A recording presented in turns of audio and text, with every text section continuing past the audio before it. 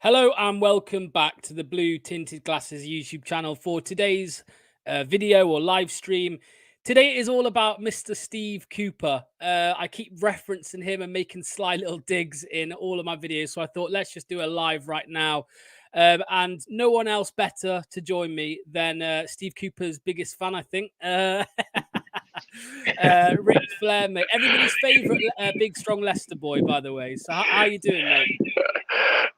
Thank you for the compliments, mate. I'm all right. I'm just about calmed down from Steve Cooper's how do we describe it from Saturday? But I'm sure I'll get nicely wound up again in the next half an hour, just in time for us to then record the Big Strong Leicester Boys pod later. So yeah, need to get ramped up for that. Lovely stuff, mate. Don't worry, I'll help you with that. I think a lot of people listen to the Big Strong Leicester Boys and they hear you on the move sometimes. So people actually get to see it now live on YouTube. So that's always nice. Right, the first thing I want to start with, mate, is I think, like me, I was just massively disappointed with his appointment in the first place. I mean, I was so angry with, because we were linked with obviously Graham Potter, Carlos Corberán, and Steve Cooper, and then a couple other names here and there. Who was your number one choice? That's what I want to check first. I mean, it was pretty much Corberán and that's not necessarily because he's the best manager out there. I just think from all the managers linked, he made the most sense. What he'd done at West Brom and Huddersfield before that, under tight financial circumstances, I thought he was ideal. Last summer we were led to believe that we were financially really struggling. That's eased somewhat with the announcement in the last couple of weeks, but at the time it made the most sense. He's worked under difficult circumstances. He's not moaned once, and he just seems to be that blend of, he's a pragmatist, but he also seems to get the best out of his team, and it would be a step up. It would have been something for him to move on to. And you only have to look where they are now, top of the league, unbeaten in the first 5, a better start this season than under Enzo last season with us, with our squad. So, the form's carried on, but I mean, there was other managers that outside the box of the 2 or 3.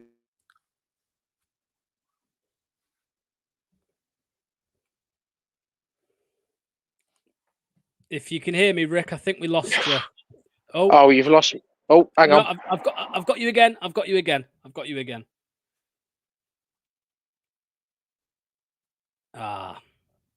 Connection problem. Let's just have a look at a couple of. I think I've got you back, Rick. So out of the 3, I've got you back. Can you hear me all right? I can, mate. Yeah, sorry, I don't know what happened there. No, that's all right. So out of the 3, obviously, that we were heavily linked with, Potter, Corberán, and Cooper, Corberán was your number one choice.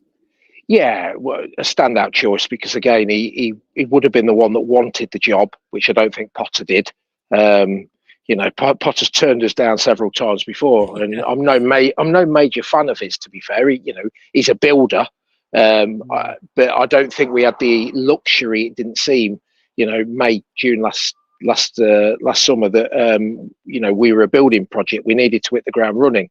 That said, I also don't think Cooper's the right choice, evidently. But yeah, Corberán out of the 3 was the overwhelming choice. Okay, he's not got any Premier League experience, which is the buzzword for Steve Cooper, and probably the buzzword for our ownership when it comes to management. They don't think outside the box. But to be fair, they've got it right more often than they've got it wrong. So I'll slate the club over a manner of things, but usually with management they tend to do okay, but that doesn't mean that this is the right appointment, because it evidently isn't. I think you bang on though about the whole Premier League experience thing, because like I what really pissed me off in the summer is people were saying, oh well, Corberán's not even got promoted, at least Cooper got promoted. And it's like, he's been on a shoestring budget at West Brom. He's been building and they've been getting better year on year. For me, there's a good chance, mate, that next season he's in the Premier League and we're in the Championship. There's a good possibility that happens, Yeah, sliding doors moment, mate. I definitely think the same. I mean, we were just saying before, first 5 games, they're unbeaten, 13 points. That's a better start than we had under Enzo. And once again, he's had very little budget. Okay, I think they managed to get a bit of business done right at the end of the window, but that was not before what seemed to be, a slew of players having to be sold, and it looked like they were in real trouble again. He just gets on with it. Yeah. Whilst Cooper spent all summer gobbing off about not getting the players in, Corberan just gets on with it. So, they're both perceived to be pragmatists, but Corberan genuinely does look at his squad and adapt. Cooper, I think it's a real red herring that he's a pragmatist. I don't. I think he's a very cautious, boring, safety first manager, and that seemed to suit his ideals when he takes over teams like Forest and now Leicester. He can apply that, and it suits the firefighting sort of persona, which is just frustrating because I actually think we've now got the nucleus of a quite a decent squad that would suit a more innovative coach. Well, I completely agree with you. I mean, I listened to Big Strong Leicester Boys after, I think it was the first game, the Spurs game, and I heard you all speaking about how Ricardo is nowhere to be seen. It doesn't seem very pragmatic, does it, to have to leave out some of your best players? And we got what we asked for with Mavididi on the weekend, but still no Ricardo, and Mavididi's inclusion meant the exclusion of Fatawu. Like, what's going on, man? Well, it's very difficult to comprehend, and I think this is what some of us are so irrationally losing our minds already. That those that are more able to regulate their emotions with Leicester can't understand how we are like this already. But I think when it's so perplexing to understand the decisions. As you say, the Mavididi. And I think there's a good chance we'll never get him and Fatawu starting again, which they were our two, they were our bread and butter last season. Okay, a step down in class. And Ricardo, I mean, very rare does a manager marginalise one of their best players, and not even best players. In our circumstances where he goes on and on about Premier League experience, he's marginalising the most model player. He's got experience. He's also got the ability. It's very, very strange. And usually there's only one outcome. Usually the manager doesn't tend to fare too well in these situations. And, I won't be too disappointed if that happens here. And, I'd rather he turned it around, obviously, even with my real fears and suspicions. But it's not boding well. Well, this is the thing, mate. I mean, I listened to When You're Smiling yesterday, and I'm sure you might have seen the clip. And, the guy on there, I can't remember his name, just one of the callers, he made a comment, which I've had said to me multiple times over the last few days, that I want Leicester to fail because of Cooper, and I want Ndidi to fail. And it's like, for me, it's ridiculous because they're acting like we can't criticize or make comments about a manager without saying we want him out right now, or we want us to fail so he gets sacked. I mean, what would you say to the people that are acting like this? Because I feel like there has been quite a big divide over the last year, even, mate, with Enzo Maresca. There was a whole divide there as well. For me, I was very much a supporter of Enzo until as late as possible when we started losing games. Because for me, and I don't know about you, mate, results are all that matter this year. Yeah, results are all that matter this year. I mean, if you'd asked me to explain why I am against Cooper, and whilst I won't bow down and change my opinion immediately, even if we start winning games, yes, it is all about results. But the reason for the way I feel is not results driven. I don't continue to love football because all I care about is Leicester winning football games at all costs, because sooner rather than later that won't happen, or even if it does, it won't fulfill me, as strange as that sounds. And that might come across as entitlement because of what we've achieved in recent years, but it's not. you like what you like and you don't like what you don't like. I, age 41, I've got no regard for watching attritional football. Now, I'm no purist. Yes, I like attacking players, usually left-footed right wingers, but I don't mind. I like direct football. I like entertaining football. I don't mind chaotic basketball football. But if I see an unreasonable defensive approach in the pursuit of trying to nick results, which in the process we're probably not going to nick that many, I'm not gonna suddenly enjoy it if and when we do and say, oh yeah, that he's right to do it. So you're right. What I would say to these people that think that we want to fail, I would love nothing more than to be proven wrong.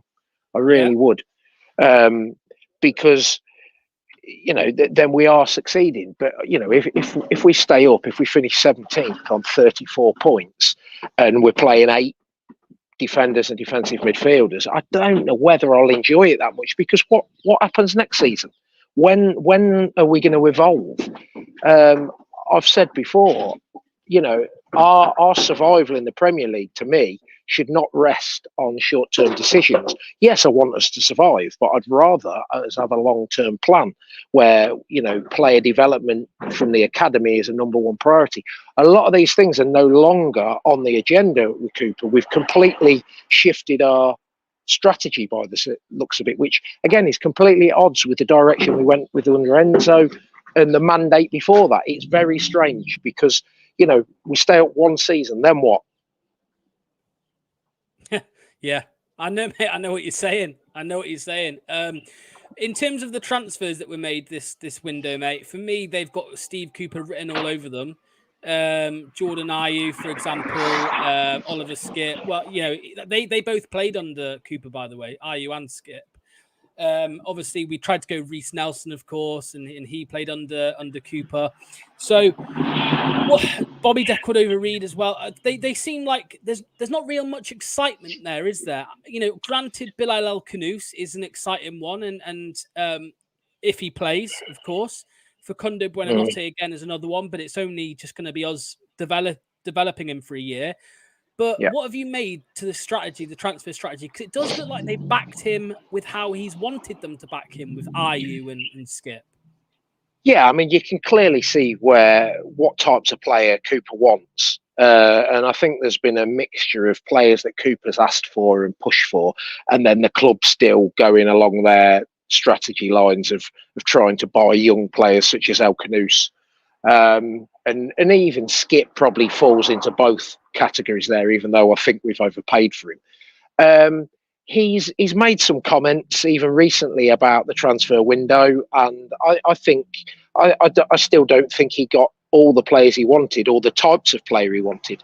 And I imagine that El Khanous and Buonanotte are not going to feature as much as you would expect. It's quite clear from the first 4 games that creative players, whilst gobbing off all summer about not having any, will only be used as a pursuit of chasing games. Now, we're probably going to be chasing games a lot, so hopefully that means they'll play a bit more. But that is scandalous, that only when we're chasing games would he use creative players.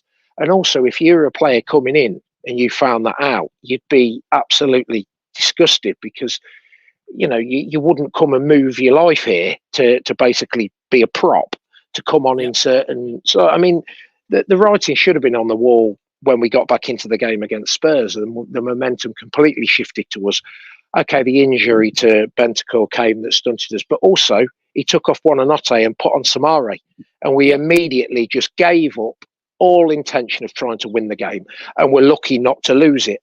And and fast forward to Saturday, and you saw it again. Okay, I protested about the starting lineup again, because that midfield 3 is fine, but you need 2 explosive wingers either side of them to do what Liverpool almost do. You have a workman-like midfield 3, and then you have wingers and a striker. That's where the danger is on the counter-attack.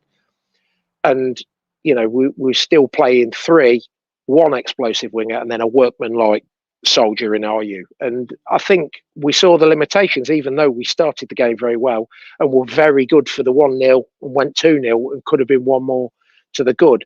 you still saw parts of Ayu's game that I think, limited us. And the best thing about Ayu that we're told is that he's perfect for seeing out of games. He wins free kicks, he progresses the ball. Well, yeah. So why isn't he the perfect player to bring on in that scenario when you're 2-0 up? But instead, he was taken off and a defender was brought on, or Chowdhury was brought on. And once again, all momentum went. And yes, you can point to individual circumstances where the result maybe went against us. But again, football's fine margins, and not every decision goes your way, or not every chance is missed or converted.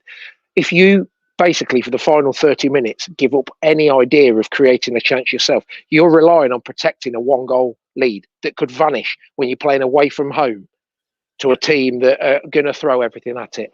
And yeah, we conceded a penalty in the last minute, but Nketiah was inches away from equalising earlier in the game, and there was a couple of last-ditch blocks. So whilst I didn't think it was like the Alamo when we were riding our luck massively, there was enough there to say, you're asking for trouble here, Leicester, and you've got absolutely nothing in opposite, because you've basically got Fatawu playing up front with Vardy, which there's no outball, and it's staggering, his comments after the game, to be honest. That's what terrified me the most.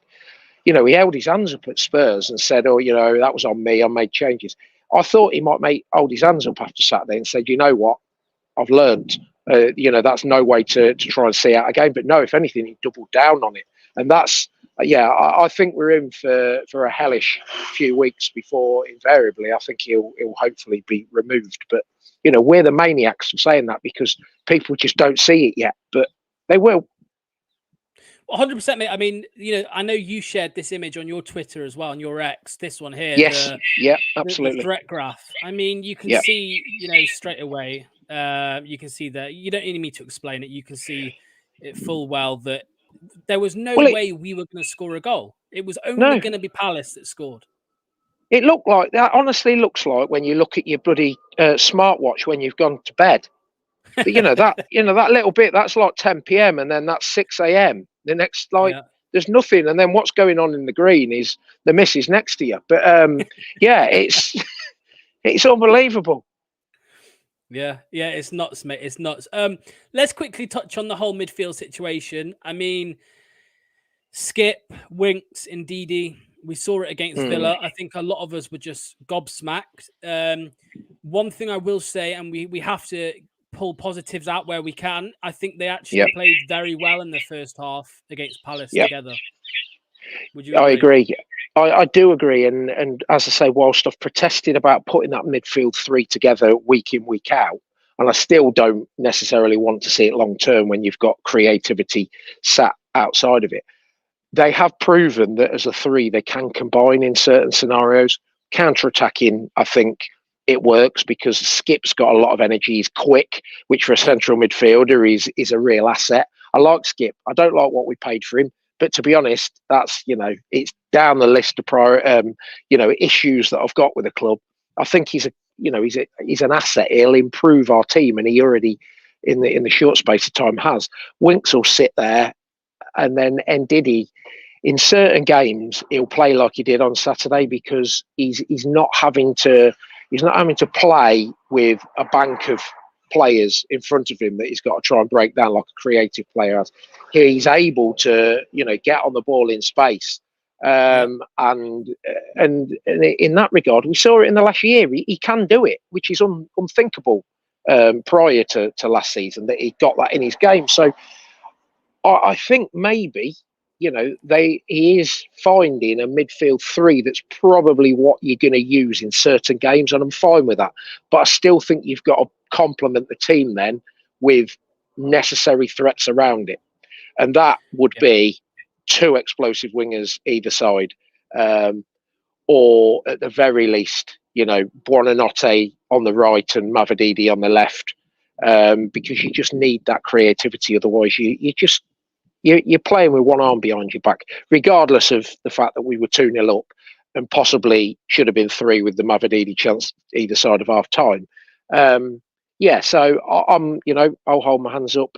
You know, I saw it first versus Tranmere in the cup, and I genuinely couldn't stop laughing because I thought it was, you know, I thought someone had laced me with LSD or something, because it was. I've never ever seen trippiness like that. But you know, it didn't work against Villa, but it worked on Saturday. So yeah. Credit where credit's due. And I say, Ndidi was excellent. He was arguably man of the match. Really. Yeah, I mean, I think we're in agreement though that, you know, at home playing that midfield, it's concerning, right? It is concerning having any creativity at home, for me. Yeah, so, it's just The other thing I was going to say to you, mate, quickly before you go is, are there any, because we have to be fair and we have to give credit where credit is due. What are there any other positives that you can pull out of, you know, Leicester City under Steve Cooper so far this season? Because for me, the main one I think of is commitment. I think the players are definitely committed. They seem to be given everything. And that, of course, does stem from the manager as well. You know, the manager is the guy who has to get them up for games. Yeah. I mean, don't forget it's the honeymoon period. So I'd be absolutely astonished if they were already bereft and abject, like you see in the latter stages of tenures, like we saw under Rodgers at the end, and other managers like Puel. So no, I do think that there's an energy to them, and I do think, you know, we've gone from the style of play under Enzo, where at times you saw an inability to really just fight and the chaos that comes with that. And now you're seeing it over the 4 games, that whilst there's been times we've rode our luck, and there's then been times that you could say, well, we've had a few things go against us, and you know, on one hand maybe we should have a few more points on the board, and on the other you could easily see us being on 0 points, because again you've got to do more than just be a moments team where you revel in a little bit of chaos and the rest just dog mess. But I've liked some patterns of play, and it's, you know, it's not overly intricate, but it's fast and it's counter-attacking, and not that I'm, you know, one of those that, oh, why don't we play like we did when we won the league? I know that you can't. It takes 2 to tango. You've got to set traps, or the opposition's got to be willing to let you play like that. But we're willing to engage in that, and you know, in prior regimes perhaps we weren't. So, you know, as far as a spectacle, there's elements that you engage with, and you think, oh, you know, the frustrating thing about Saturday is, putting aside the views on Cooper, putting aside the views on the team selection, you're watching the game, and you know, I was engrossed and you know, pleasantly surprised. Skip had a great game. Coley's had a good couple of games now. Okay, we've conceded 4 goals over the 2 games, playing, you know, our back 7 or 8. But you know, he's also looked strong at times. He doesn't look that limited on the ball, which I thought he did in pre-season. So there's positives there. And Fez has looked quite good across the 4 games. Again, despite us conceding on average nearly 2 goals a game, Fez has not looked like he did at times last season. So, and there's other individual players. Hermansen, you know, I think it's a real shame we're not getting to see his prowess on the ball. But from a shot stopping perspective, the bloke's been incredible, and it's a pleasure to watch him in goal. Vardy has, again, you know, every time he pulls the shirt on, you think it's, you know, it's just you know, one for the scrapbook, because it might be the last time you ever see him. But he's already sat on 2 goals, and you feel like under this setup, maybe he will nick 10 this season, and again you cherish it. So there are bits, but with all of that, there's still the thing that's driving me. Some of the things that I just can't get over, and again, he could do all of this. All the positives that we can pick up on are still there if he just did some. And it's not a case of appeasing the fan base, because I actually think we're a very placid and quite mundane collective. Let's be honest. If we weren't, we wouldn't have allowed the malaise under Rodgers, where we sleptwalked to relegation. So I don't think we're an unreasonable bunch. You know, some of the things that we're calling out is basic stuff that is just very, very troubling. And hence why we're at odds already with it. It's nothing to do with him being a manager of Forest before. Couldn't give a shit about that. Excuse my language. It's nothing to do with that. It's nothing to do with that. No, I completely agree, mate. This is what I keep hearing people say to me as well. Oh, why do you care that he's Forest? I don't. Honestly, I don't care. No. Not one bit. My very last question to you, Rick. How long do you reckon he lasts at Leicester City? I mean, it's very difficult to call. You'd think these next 5 or 6 games where we've got 4 or 5 against teams that we've got to pick up points, even the staunch defenders of our club and managers, etc., they cannot defend as basically going through these next 5 or 6 games without a minimum 2 or 3 wins, really. Because if we don't, I just don't see where we get then the points, whether you bring someone else in or not. So I think the next, I think we've obviously got another international break in the midst of it, but alarm bells majorly ring if we don't win on Saturday, because Everton are the absolute pits. We're thrown away two goal leads in the last 2 games. We've obviously done that at the weekend too, so it's going to be a real spectacle. But I think he's probably got another, by 10 games. I think the pressure's either surmounted so much that the club would be in an uncomfortable position, or maybe we're the ones in the wrong and he's put together some results. But I think we'll know quite quickly. Yeah, for me, mate, if you don't beat Everton and Saints, that's a sackable offence with how bad they are. You know what I mean? Yeah. So, and with Forest in there as well. And we've got Forest in there as well. So I think playing them adds another dimension, because if he gets that horribly wrong as well, he'll be in a spot there. You can imagine him, can't you, overthinking it and just absolutely just setting us up for some kind of calamity against Forest. I really could see it. I really could see it. And that could get messy. It's a back 9, isn't it? It's a bank of 9. yeah, definitely, mate. I reckon he'll put Vestergaard up top, mate, for sure. Well, he's vanished.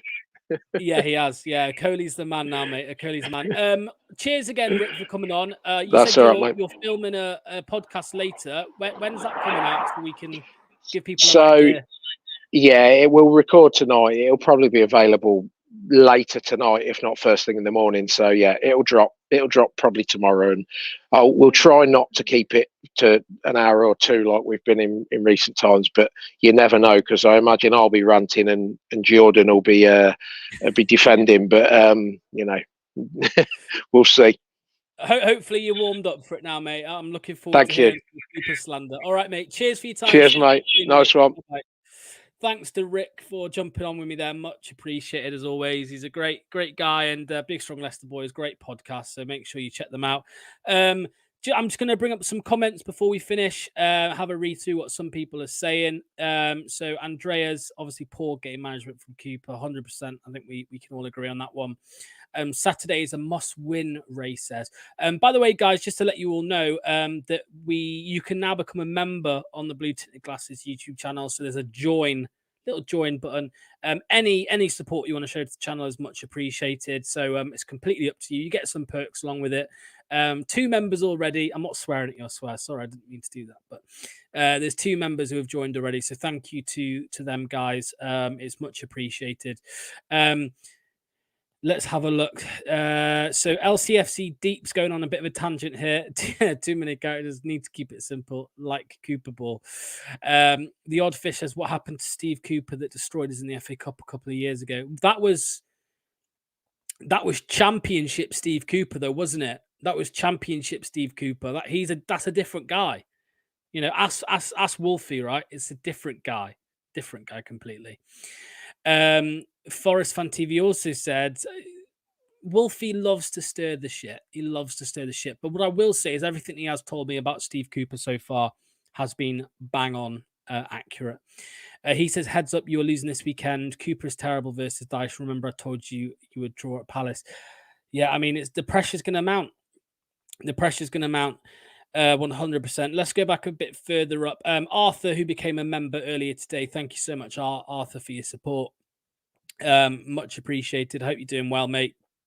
Dawn as well as here as always. Thank you, Dawn.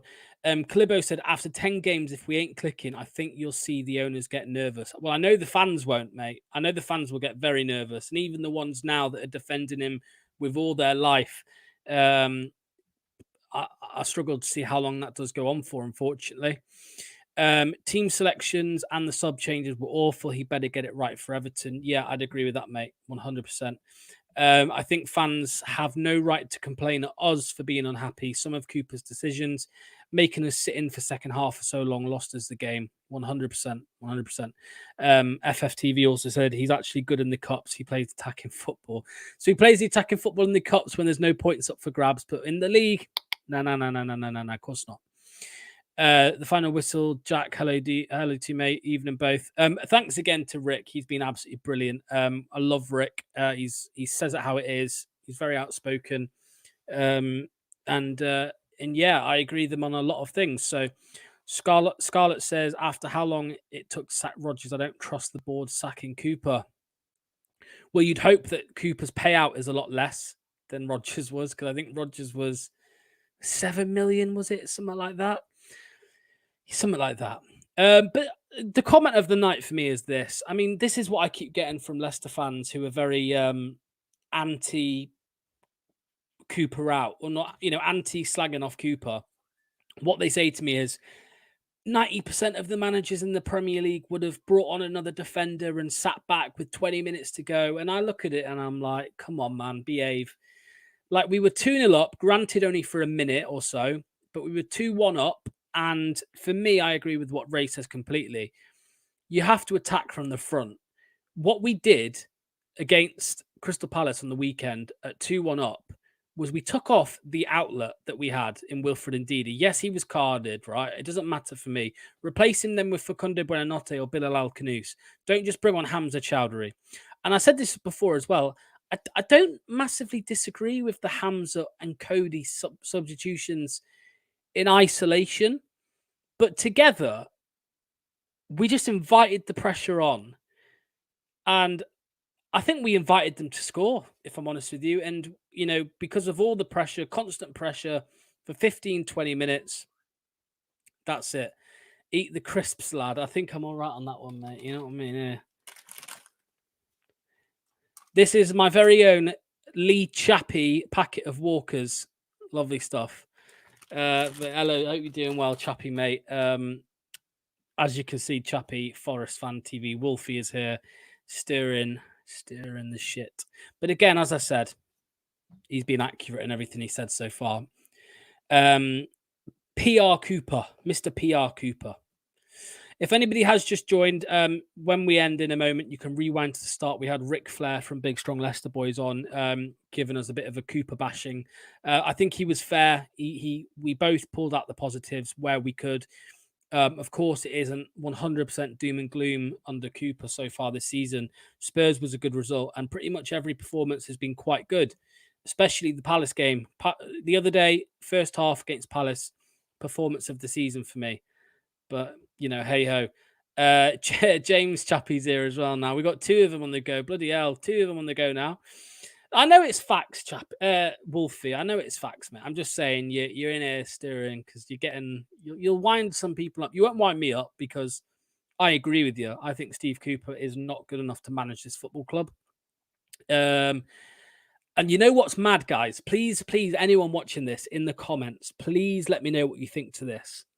I was on Leicester Fan TV on yesterday morning, and there was somebody in there who said, we need to give Cooper till the end of the season, even if we get relegated. And if we get relegated, keep him for the championship. And he also, the same guy then went on to say that Cooper's future shouldn't be results driven. It should be performance driven. Not results driven, performance driven. So basically what he's saying is it doesn't matter what results we put in. If we play well, he should stay. Can anybody make sense of that for me? This guy, there are Leicester fans there happy to get relegated if it means sticking with Steve Cooper and his pragmatic football. I mean, it's baffling. This is why we get left behind, man. This is why we get left behind.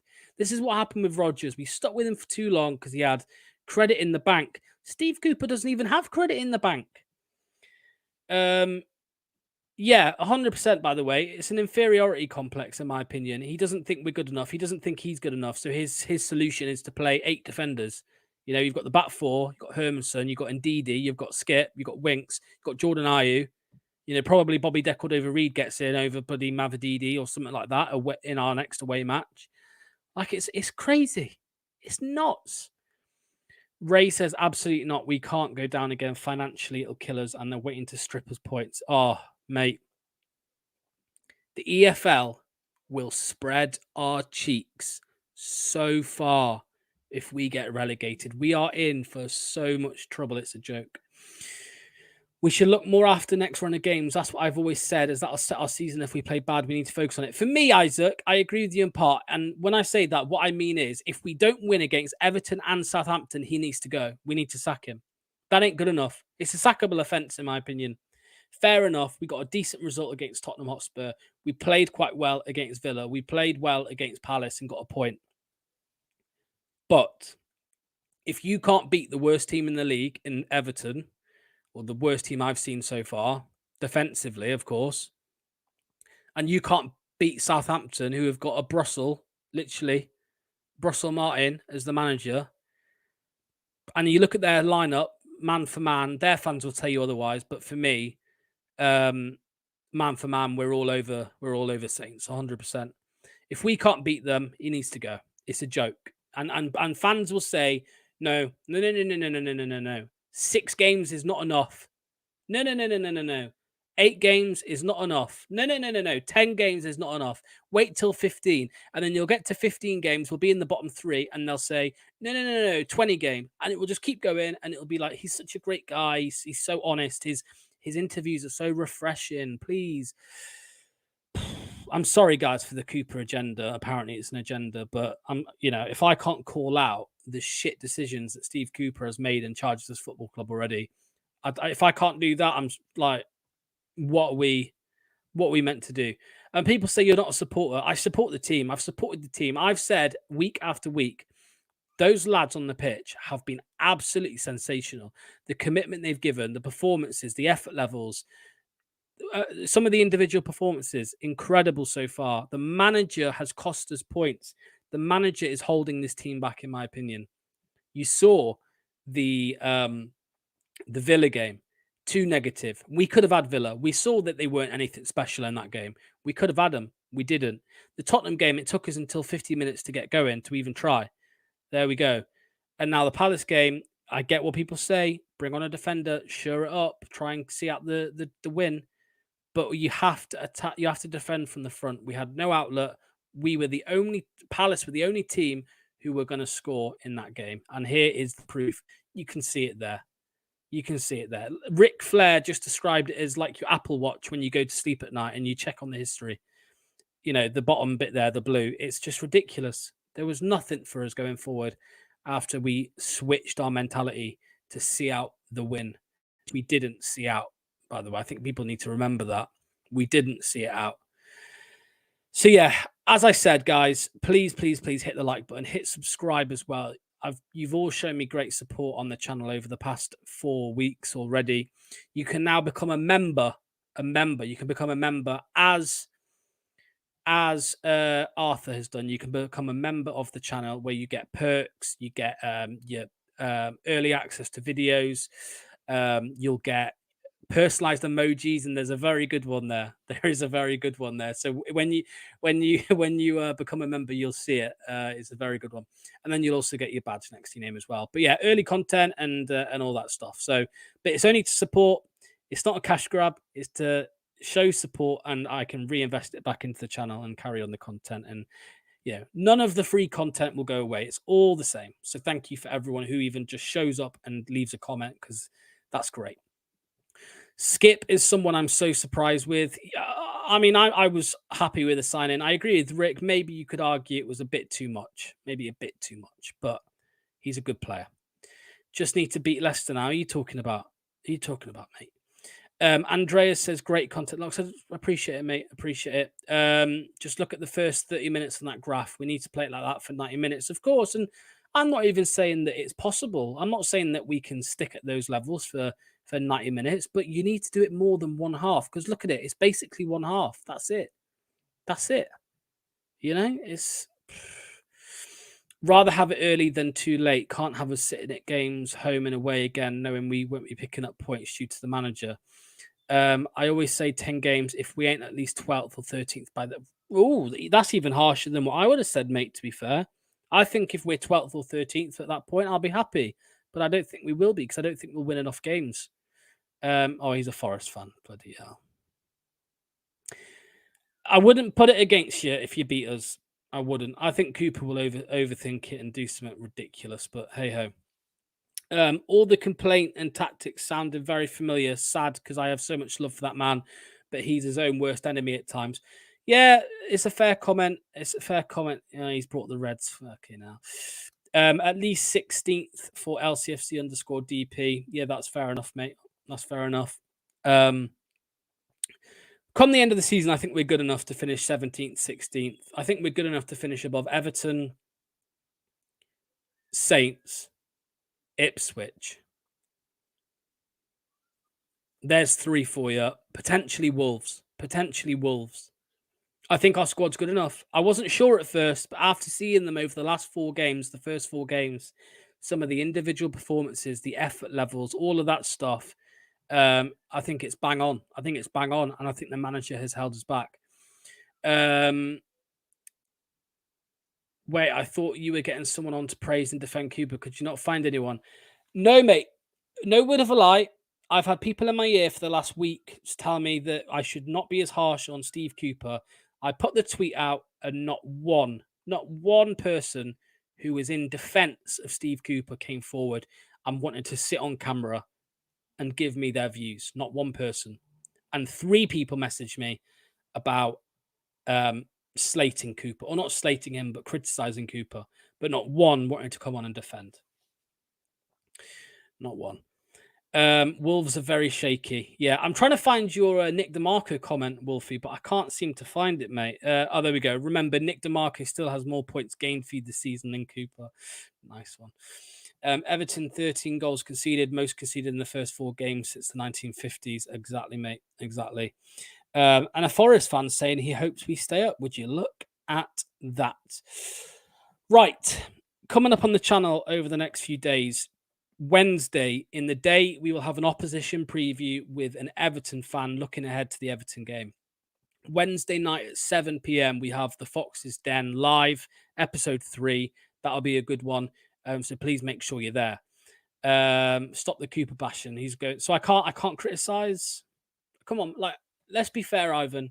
Were you here 20 minutes ago? Because I did try and get positives out of it. I did, but I can criticize him because I think he's made some big mistakes. But yeah, Fox's Den, 7 p.m. on Wednesday. Make sure you're there for that. Friday, we will have episode 3, I suppose, of Rival Talk or Rival Check-In.